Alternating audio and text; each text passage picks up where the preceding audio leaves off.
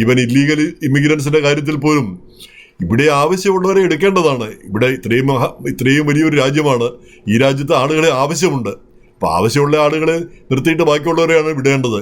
അതിന് പകരം ഇപ്പം ലീഗലായിട്ട് പരോള് കിട്ടിയും ഏതെങ്കിലുമൊക്കെ തരത്തിൽ ലീഗലായിട്ട് നിൽക്കുന്നവരെ കൂടി അവരുടെ ആ ലീഗൽ സ്റ്റാറ്റസ് നിർത്തലാക്കി അവരെല്ലാം പറഞ്ഞു വിടാൻ പോവുകയാണ്. ഇതിനെക്കുറിച്ച് ഒരു സ്റ്റാറ്റസും ഇല്ല. പിന്നെ അടുത്ത കാലത്ത് വരികയും ചെയ്തു. അങ്ങനെയുള്ളവരെ പറഞ്ഞു വിടുക, കുറ്റകൃത്യങ്ങൾ ചെയ്തവരെ.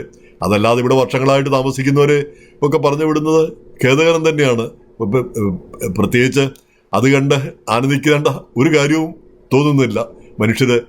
പിന്നെ ഇപ്പം തന്നെ 2 കോടതികൾ ഈ ഏലിയൻ എനിമി ആക്ട് ഉപയോഗിച്ച് ആളുകളെ എൽ സാൽവദോർ ജയിലിലേക്ക് കൊണ്ടുപോകുന്നതിനെതിരെ 2 കോടതികൾ, വാഷിങ്ടണിലെ ഒരു കോടതിയും ടെക്സസിലെ ഒരു കോടതിയും ന്യൂയോർക്കിലെ ഒരു കോടതിയും ഉത്തരവ് പുറപ്പെടുവിച്ചിട്ടുണ്ട്.